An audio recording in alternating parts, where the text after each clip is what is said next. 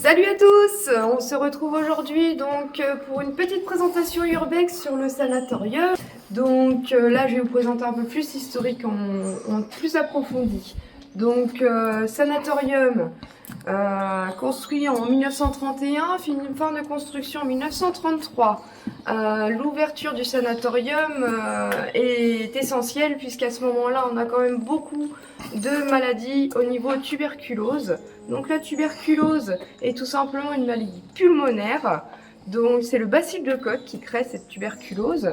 Donc les symptômes sont de la fièvre, un essoufflement pulmonaire, des toux chroniques, une perte d'appétit. On n'a pas encore de traitement à ce moment-là. Les seuls traitements que nous pouvons avoir, ce sont effectivement les pneumothorax. Donc le pneumothorax, c'est tout simplement une injection d'air dans les cavités au niveau pulmonaire pour rétracter en fait ce poumon infecté et pouvoir assécher ce champignon. Donc le bacille de Koch, on peut essayer aussi de le traiter par solarium.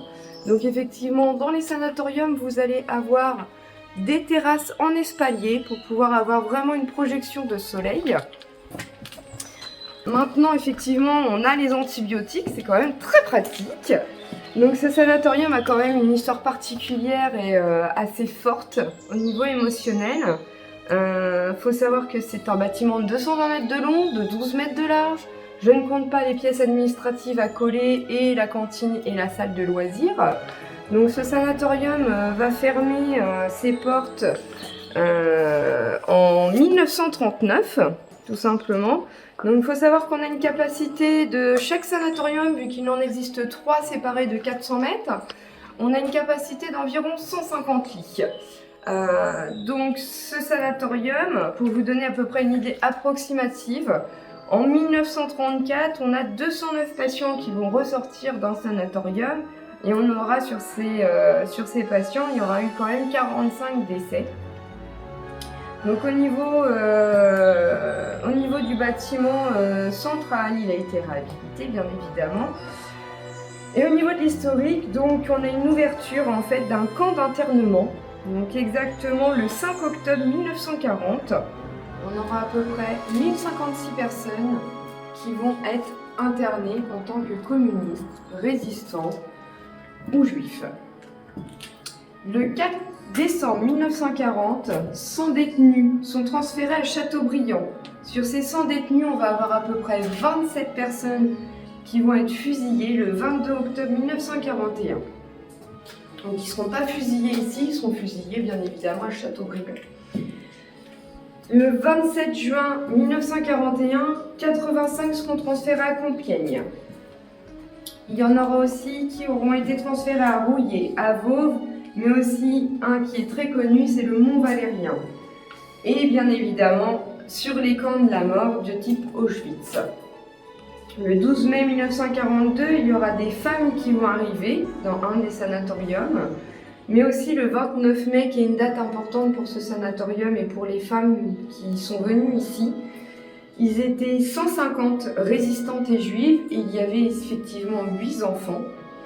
Donc j'ai pu récupérer la photo de ces femmes qui ont été internées ici. C'est une partie des femmes en fait. Donc sur ces 150 personnes, quand elles vont passer les portes ce jour-là, elles vont chanter la Marseillaise en passant les portes du camp d'internement. Il y en aura 6 qui passeront au jugement, qui seront mises à 10 ans d'emprisonnement puis déportées. Donc les femmes juives seront séparées de leurs enfants, elles seront malheureusement déportées et selon les témoignages, les enfants ont été récupérés par la Croix-Rouge mais on ne sait pas ce qu'ils sont devenus. La fermeture donc du camp d'internement se fera entre avril et mai 1942. Le 15 septembre 1942, il y aura une évacuation vers les camps de Ravensbrück. Il y aura ensuite, en mars 1943, une ouverture d'une école de police qu'on appelle GMR, Groupe de Mobile de Réserve. C'est une collaboration contre la résistance tout simplement. Et ça fermera le 13 septembre 1943. Donc ça n'aura pas eu une grande importance ici. On sait aussi qu'un des bâtiments ou tous les bâtiments ont été une dernière fois réquisitionnés par le 314e régiment d'Américains. Il va installer le 29 août 1944 momentanément son PC. Voilà pour l'histoire en grande ligne de ce sanatorium qui a une histoire un peu particulière et auquel on tient à donner mémoire à ces personnes qui sont passées ici. Voilà, donc on vous retrouve pour l'Urbex. À tout de suite.